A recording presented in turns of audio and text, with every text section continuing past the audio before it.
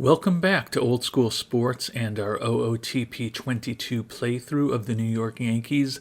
We are at the early stages of the 2029-2030 offseason, and we are at a bit of a crossroads. We are in the final year of our contract.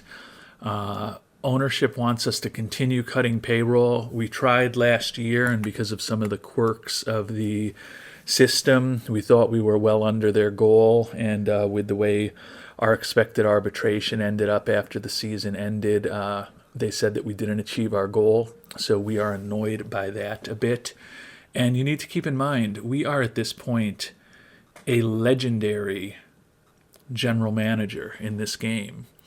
We have options other than the Yankees, so our plan for this season, despite them wanting us to cut the payroll, is to basically ignore what ownership wants. We are going to instead spend.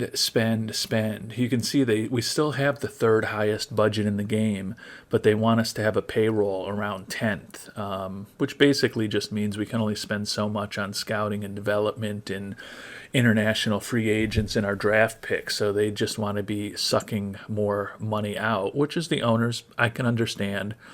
But I am in the last year of my contract, and we are going to try to win a World Series in the upcoming season, have over $70 million to spend, and we are going to spend it in free agency. If it ends up meaning we're fired, well, then we're fired. But we are going out hard. You can see we have tons of options available to us with our track record. We could be competing in the division as the GM of Toronto, Tampa. We have a good shot of getting the job at the Dodgers. You want to talk about a job that's even easier than the Yankees or the Cubs or the Angels or the Nationals. There's tons of great jobs ahead of us. So we're doing it our way this coming off season. We are going to spend some money, and we are gunning for a championship in 2030. Before we get into what we've done over the first week or two of the offseason, going to just quickly walk through the awards. Did have a few award winners here and there. Won a couple of gold gloves. Anthony Siegler, the 30-year-old rookie who was pressed into duty when our starter went down with an injury, won a gold glove at the age of 30. And Bo Bichette at shortstop. So two critical positions where we won gold gloves, which was great. Silver Slugger Awards, did get two of those also. Bo Bichette does the gold glove / silver slugger in the same season. And designated hitter Jason Dominguez wins it. And other than that, for the AL Cy Young Award, Garrett Edwards finished second, close contender behind Alex Thurman, got 10 first-place votes compared to 20 for Thurman. So a great first season with us there. And then Wander Franco edged out Bo Bichette 15-12 in the first place votes and 338-327 overall for American League MVP.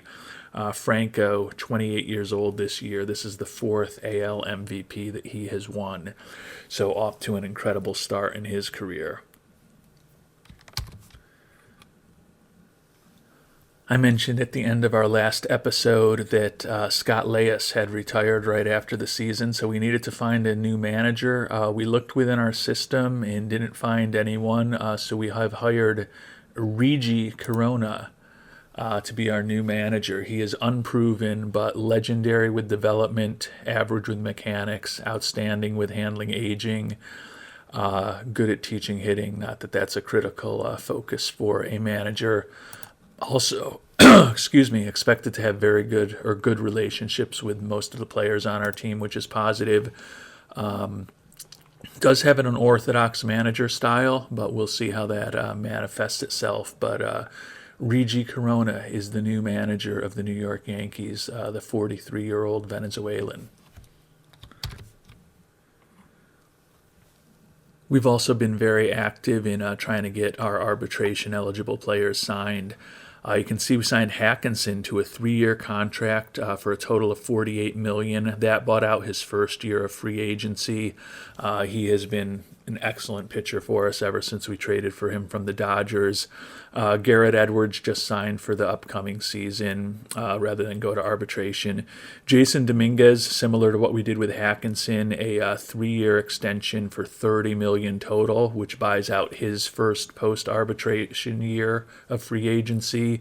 And then we also extended Nick Gonzalez, Carter Benbrook, and Blake Klassen rather than going to arbitration with them. A little later, we did the same thing with Jared Mahoney, and you can see our signing of Reggie Corona, his manager, for 3 years, $1 million a year. So those are the main transactions that we've done so far.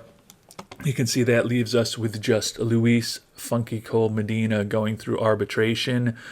He's expected to get between $3 to $4 million, and we're just going to let him go. He's 30 years old. He's a solid pitcher. He had a really nice year for us last season, has been able to at times start for us in addition to relieving, but he's out of minor league options, and with the way the rest of the pitching staff looks and the fact that we would like to spend some money on at least one more frontline starter this offseason, just don't think we're going to have a role for him, and he's going to have to probably, cost us $3+ million to play in AAA, so not worth it to us. Aaron Judge, we are at a crossroads with Aaron Judge. If you remember, we were able to sign him last year at the age of 36 to a $12 million contract for this upcoming season. And he had a nice season for us, although he hit just 248, 37 homers, 90 runs batted in. One of the best years he's had in the last few years as he's gotten older. Hit his 400th home run for the Yankees, had his 1100th run batted in for the Yankees. We offered him $10 million initially for this coming year, which he wasn't happy about. Then we increased it to $12 million, which he was really unhappy about. So he is looking for, I'll show you here. He is not pleased with us, and he is looking for $31 million for the upcoming season, and his current negotiation mood is unhappy with us. So what we are going to do with Aaron is we're going to submit a qualifying offer for close to $19 million for next year. If he accepts that, we will have Aaron Judge back.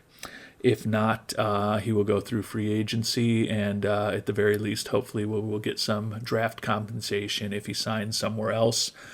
There's also potential that we could try to sign him through free agency also if he doesn't accept the qualifying offer. But if he doesn't accept the qualifying offer from us, that's probably a sign that we're not going to be able to see eye to eye on the potential worth of his next contract.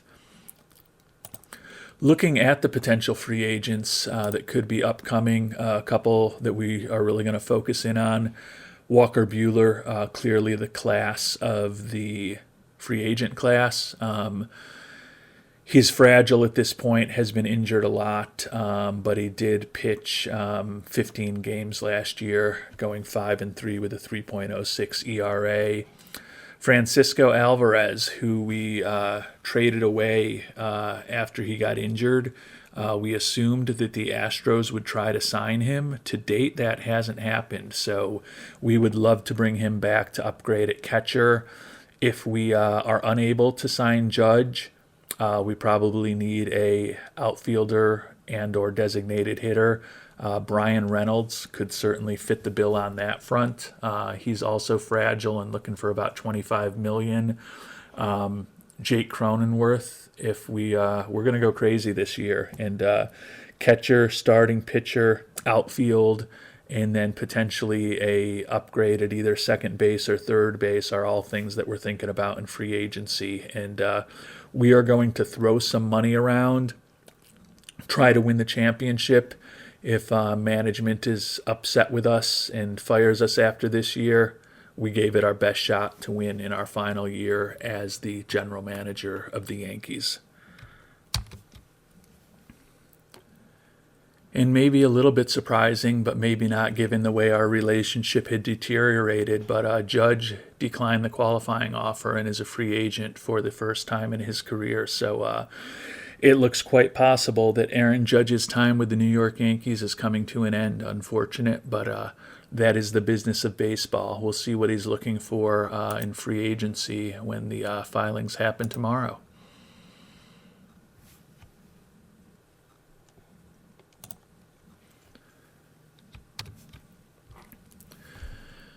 So it's December 1st. We are at the start of free agency. We've got well over $70 million to potentially spend, looking for a starting pitcher, upgrade at catcher, an outfielder, and possibly a middle infielder. Bichette is obviously going to be at shortstop, and right now we have some combination of Gonzalez and Montoya at second and third, so would be happy to make a modest upgrade there and let one of them become a super sub potentially for us, and also give us some depth in the event of injuries.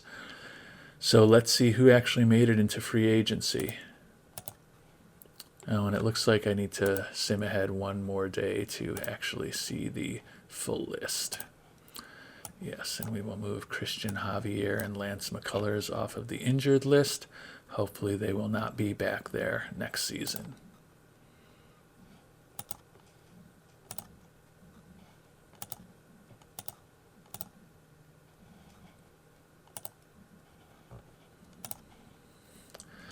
All right, so here we are in free agency. And why am I not seeing all of the interesting free agents? Does that mean that there's just garbage out here and these players all signed contracts? If that's the case, I am not pleased. Okay, I think I still had an old filter on. There we go. That was a little frightening for a minute, that I thought everyone who was going to be an interesting free agent was gone. So we are going to go crazy. Catcher is the first position we need. You can see Will Smith, very talented player.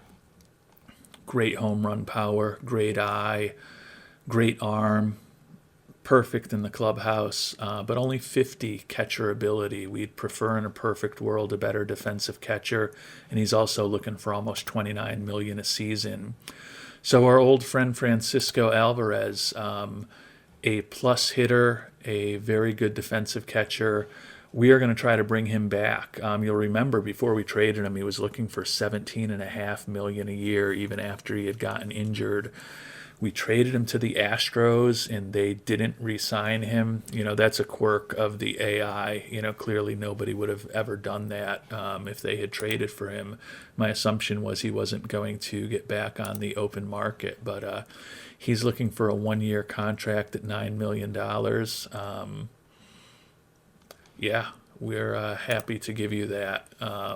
We'll see what other type of attention he gets. I would be happy to go for more than that, and happy to go for longer than that, but we'll see how things materialize with him. We are going to need an outfielder now with the departure of Aaron Judge. He's looking for $18.5, even though he declined our $18.9 million qualifying offer. He is looking for 4 years. I don't know that we're ready to go for 4 years for Judge right now. Brian Reynolds is younger, really good hitter. We've scouted him well, great in the clubhouse. He's fragile, but so is Judge, and he's still, several years younger than Judge. Looking for a lot of money, but we've got a lot of money to spend, and this could be my last year as the GM of the Yankees to spend it. So he's looking for a little over $23 million a year for 5 years. That seems a little aggressive to me. Going to try to cut it down to a 4-year contract, and let's see if he'll go for $20 million a year to start. So it would be 4 years, $80 million, and we would have an option in that 4th year. That would be a much better structured contract on our side. Let's see what Brian Reynolds thinks of it. He's still looking for longer and more, so let's push it up to 21 million a year, and we'll give him the 5 years, but we want that team option at the end. Let's see what he thinks of that. I do not want a $21 billion buyout. I want to make sure that I have that right. Oh, and I don't want to give him a no-trade clause, though. Oh, that's probably not going to make him happy, but let's see how he reacts.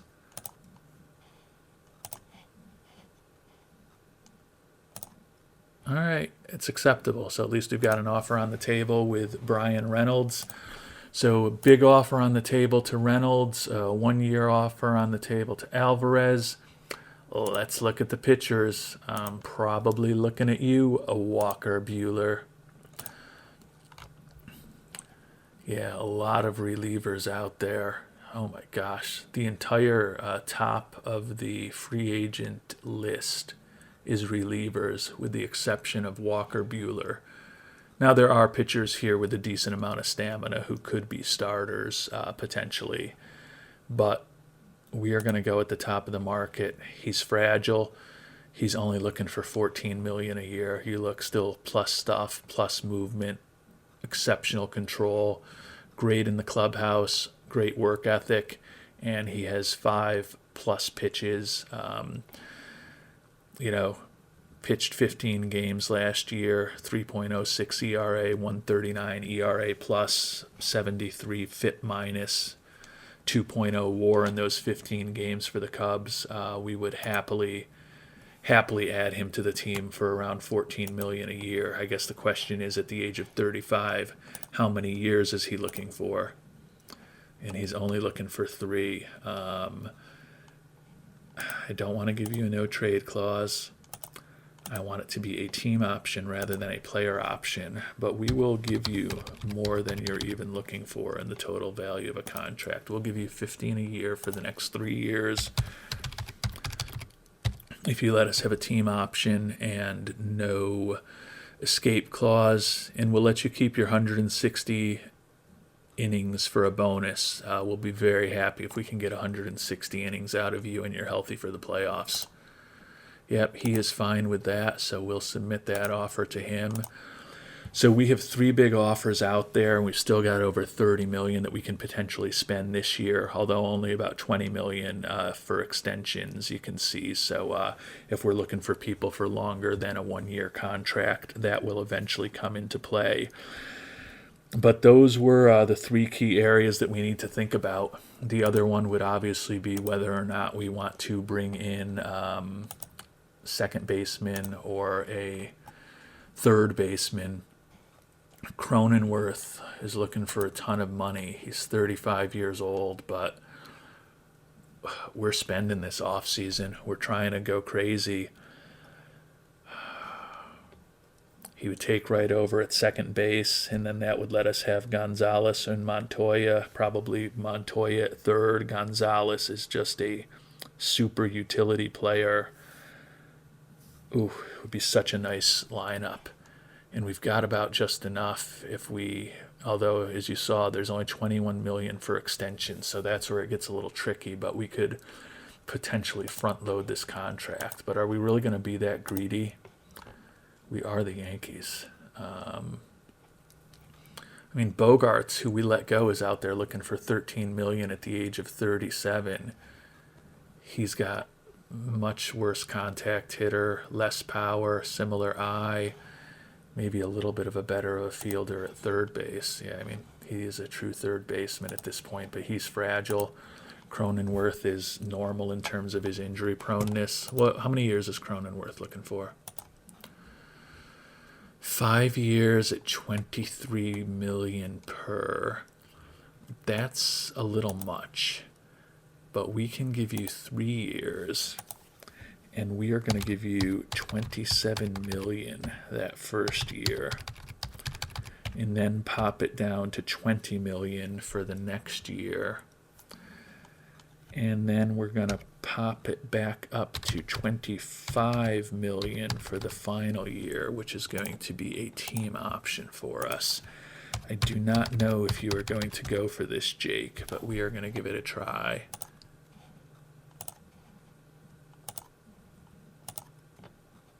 3 years, $72 million on the board for Cronenworth. You can see no money left for extensions and only $5 million left for free agents. But if we are able to land for all four of these players, we are a stacked fantasy baseball team next year, as the Yankees should be. All right, well, we're making a little bit of progress here. Cronenworth favors our offer right now, so he's going to let us know about that. Brian Reynolds came back and said he really wants a new trade clause. At the age of 34, that's going to be tough. Atlanta and the Mets are also interested in him. Interesting.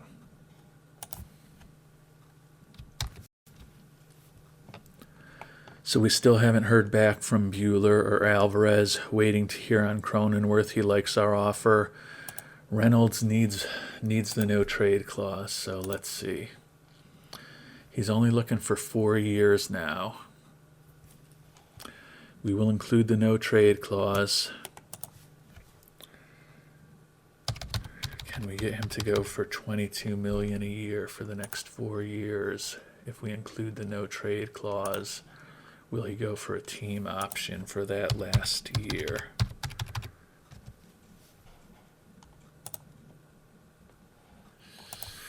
He knows that there's a lot of demand for him. If we up it a little bit, 22.5. Also, we still have to make sure that it's something that we can get under in terms of our spending next season, because we're very close right now. Actually, I still want the team option for that final season. He's going to be 35 next year. 36, 37, that's his 38-year-old season. We've got to have an option to get out if he becomes a disaster.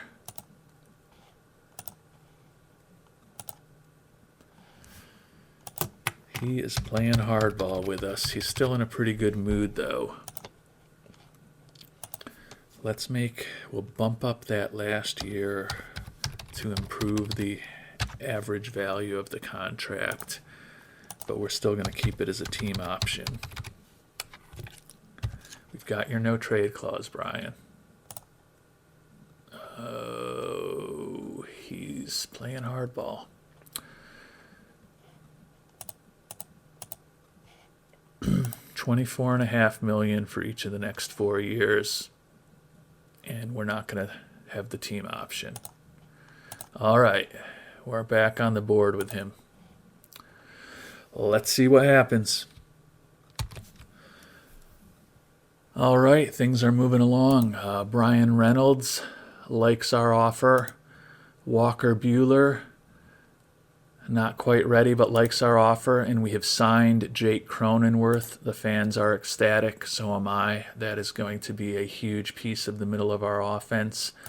And Alvarez likes our contract too. So we are kind of going nuts, but our offers are favored by the other 3 people we're looking for. We've signed Cronenworth. If you look at our front office, I guess has the year rolled over? Is that why we have now a ton of money for extensions? Interesting. But down to $1.4 million for free agents if we make all these acquisitions. But we could still adjust our development to budget a little lower if we need. And we could also adjust our amount for draft slots. We're right now way over what we're expecting. So we have other levers to press, but right now we are the favorites for the other three free agents that we're looking for. If we can land all of them, this offseason is going to be a wild success, kind of reminiscent of what the Yankees did in the 2008 to 2009 offseason before they won that championship. 2 down, 2 to go in free agency. We have to give up a 3rd-round draft pick because we signed Brian Reynolds, but hopefully we will get something back whenever Judge signs. Fans are excited. He's going to be a great leader in the clubhouse. He's fragile, but so was Judge, who he's replacing, and he has been an exceptional hitter over the course of his career. Great in the clubhouse. We are transforming this roster in an insane way right now. Just waiting to hear now from Walker Buehler and our good old buddy Francisco Alvarez. If we can bring him back and bring Buehler on board, this offseason is going to be, at least on paper, a wild success for the Yankees. Well, we've gotten through the Rule 5 draft where nothing happened into January 1st. Luis Funky Cold Medina signed away from us, only for $800,000 to the Nationals. So that says something right there. He was looking for $3 million in arbitration. We weren't willing to give it to him, so probably a wise decision by us. And then Xander Bogaerts, who has been with us for a long time, is going to be wearing a Braves uniform next season, signed for a little under $9 million. As far as us, we've landed 2 of our big free agents, still waiting to hear from Walker Buehler and Francisco Alvarez on what they are thinking about our offers. And we did not have to wait long. We have signed a Walker Buehler and we have signed Francisco Alvarez. So the Yankees offseason here on January 2nd is essentially done. You can see we are now first in the major leagues in payroll. Ownership wants us to get below 180 million. We are currently at almost 256 million. They are going to be furious with us, but we are trying to win right now.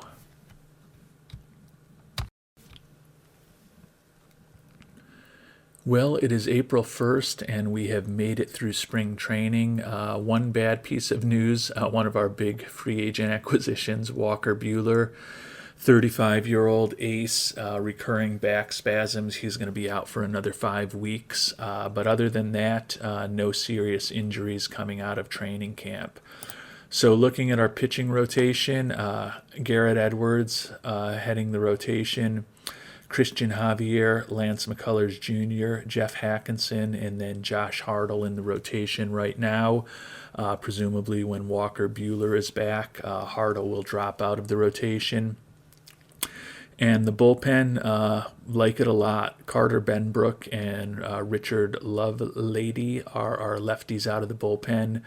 A lot of great right-handers with excellent stuff in Mahoney, Murakami, Salas, Ken Thomas, Eric Upton, and Tim Wallace, our young closer. So really like the Yankees bullpen.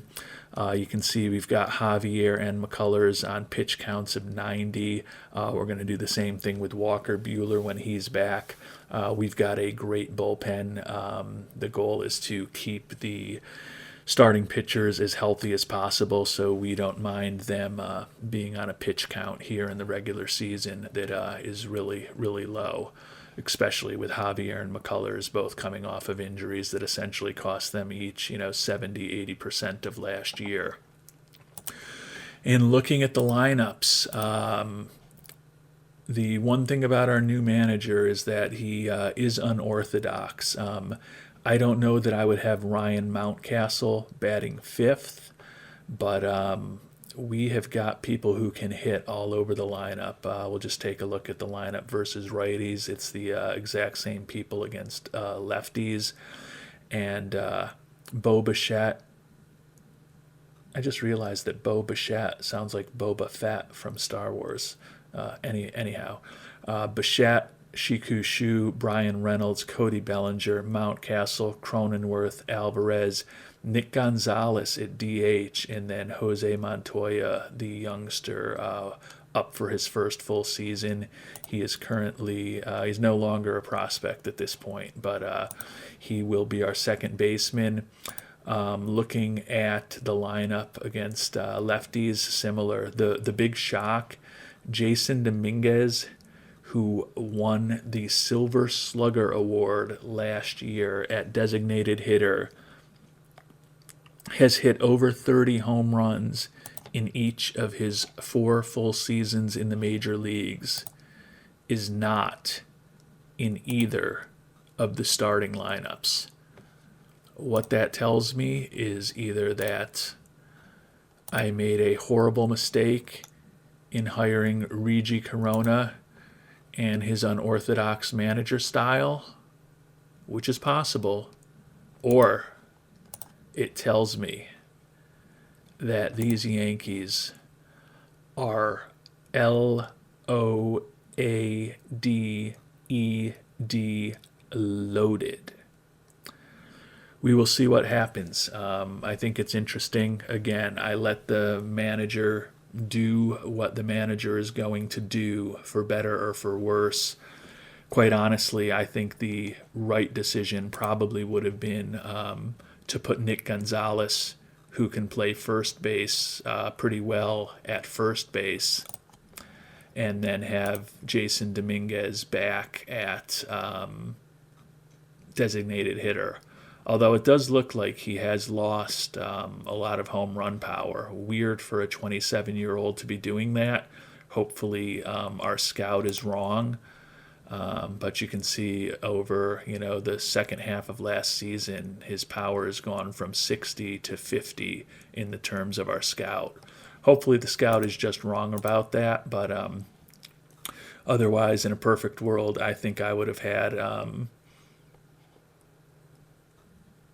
Mountcastle on the bench, Gonzalez playing first base, and Dominguez at DH. But